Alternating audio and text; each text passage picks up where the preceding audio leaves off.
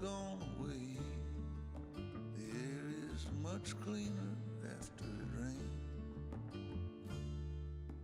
Follow my love, acceptance and spring. In early 2021, I headed to Central Texas to the Head Springs Ranch with Sara Gamache and Troy Fowler, better known as the Ranch Fairy. The plan was to fill the freezer with axis deer. Axis are said to be one of the tastiest animals around. Originally native to India, people have been importing them into the United States since the early 20th century, and they've flourished in the state of Texas, with an estimated wild population of 15,000 animals and growing. Even though we aren't hunting the wild herd, these animals prove to be a hell of a challenge to get close to with a bow. The ranch is now third generation. Thousands of acres belong to the grandparents that were sold out of the family and then repurchased by the grandson after he came back to the ranch on a high fence hunt. He wanted it to be a part of his family legacy, and we were lucky enough to get to experience it. The ranch has dozens of species, and it was incredible to see American buffalo in the same area as a 2,000-pound African eland, blue wildebeest, oryx, and axis deer.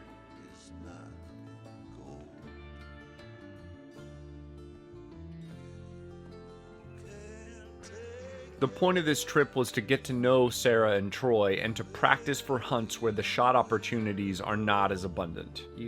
Adventure grocery shopping.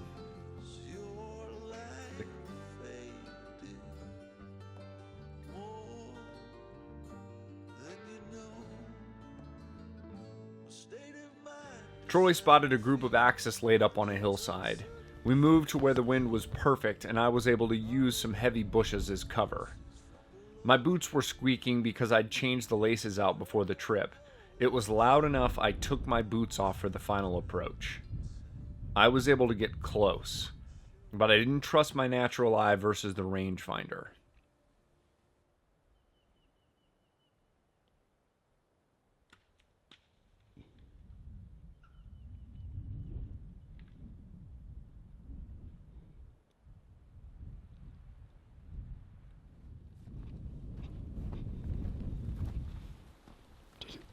Shot over him. I thought I heard it hit. I couldn't tell if it was him or if it was a rock back behind. I'm gonna stay here. Mm-hmm. If you want to go up, basically you see that tree that's through there at an angle? He was to the right of that, and I basically just put... That was fun though, just to spot him and see him on the ridge and then get a chance to have a tree and the wind was right and we didn't have 6 does between us. That's what usually happens to me when I'm on mule deer or something. There's 400 does and it's like, that ain't gonna happen.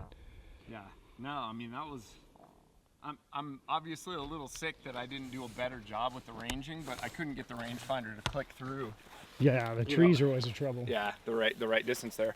So I just kind of had to guess, and I just put that 30 pin kind of right in the center of him. The shot felt decent. I mean, it didn't feel... Well, for the Head Springs Ranch, which we're just going to have to endorse, we had a stalk yesterday, almost got a shot. We should have killed that axis there last night. Yeah, for sure. And that one was legit stalk, freaking awesome, right? I mean, it's all you can ask for. Yeah, yeah.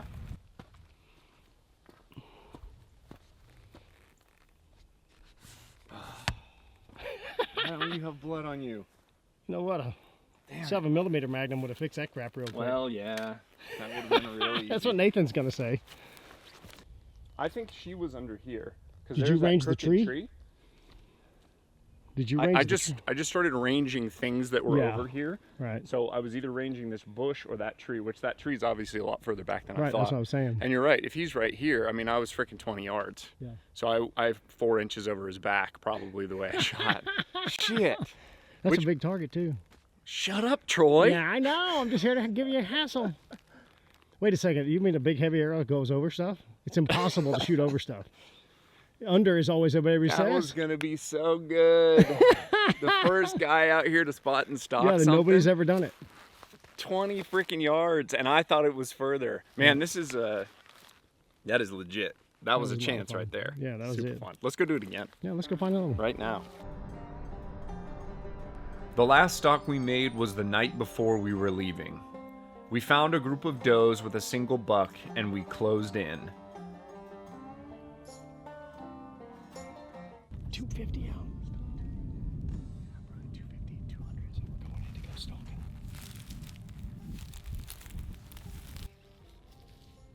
When we got about 200 yards away, they started moving to our right. We moved with them, hiding the best we could amongst the sparse cover.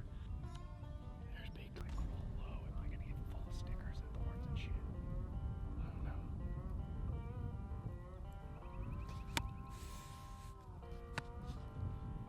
I think we should go to the right and just hope they go walking by.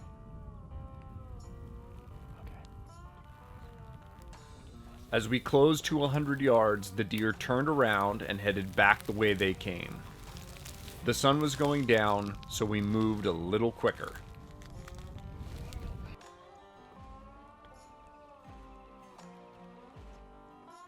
The deer were looping back around to the left of us, but they were far away and we were out of cover.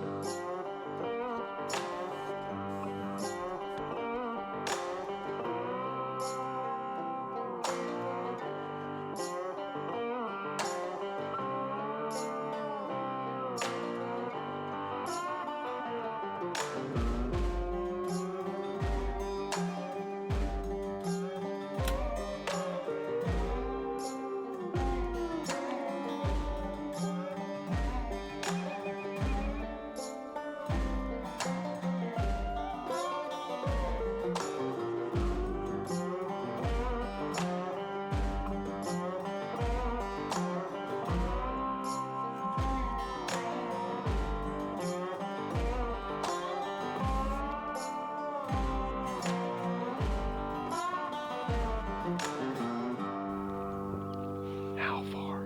110. 110 yards. I felt pretty decent about where it actually went off, but Yep.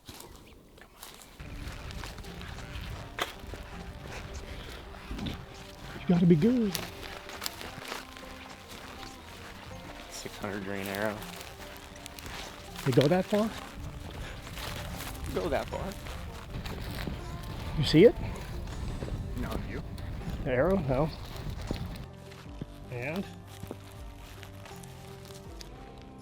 that is pretty sexy. That's actually pretty good looking arrow.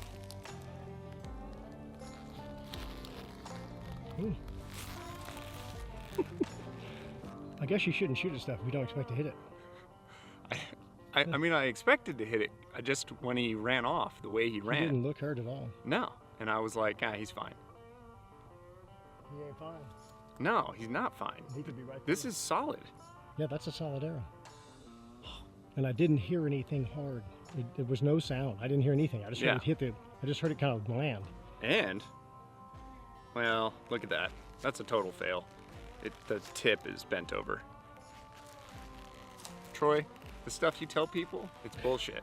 When you hit the earth, I earth- think we hit some rocks. yes, But- there's only 5 million rocks out here, butthole. Don't be a butthole.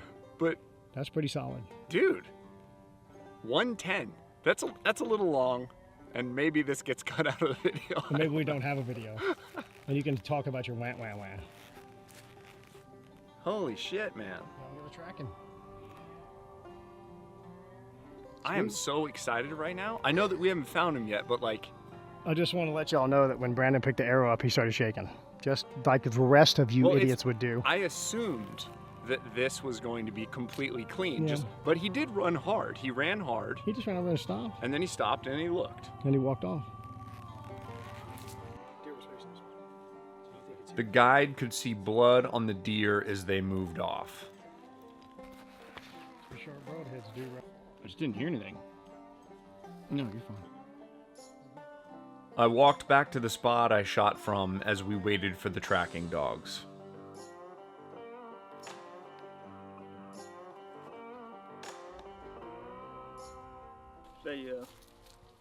The deer's alive still. Yeah. And they would start barking. You'll hear them start barking. And they'd run the deer, bay the deer, and we'd walk in and dispatch the deer. But hopefully the deer's dead in there, and they'll go right down the blood trail, and then I can watch them on my GPS.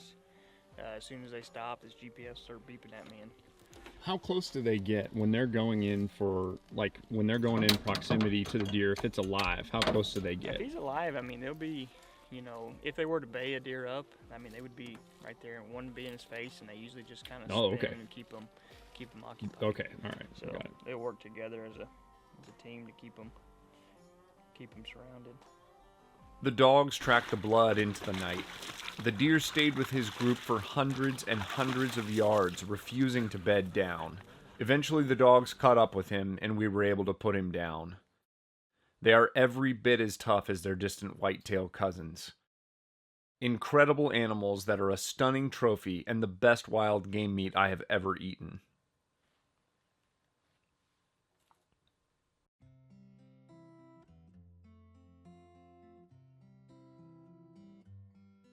I was old, I was young, I was sitting in the sun. I was tired of the run, I was done. Life was great, life was hard, in a way an awful card. You can't win the losing hand. But the rain stopped falling, and the line on the floor was crossed, and the pain I'd been feeling washed away to return another day.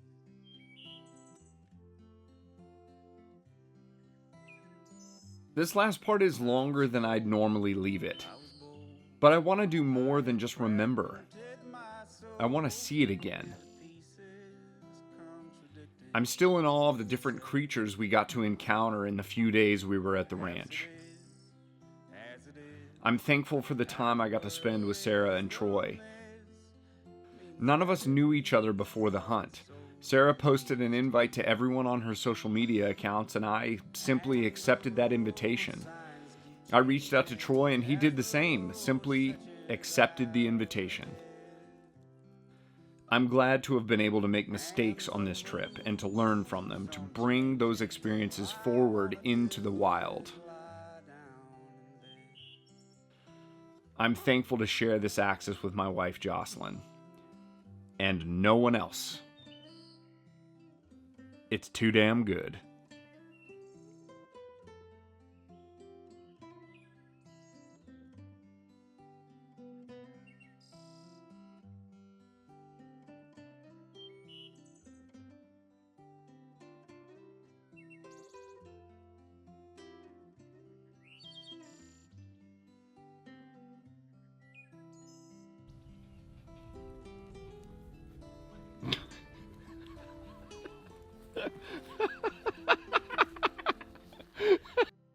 Adventure grocery shopping.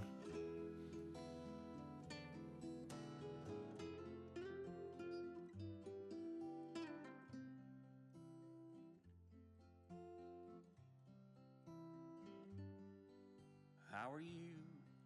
Are you blue? I can sense a sadness in you. Don't you worry, every storm passes on.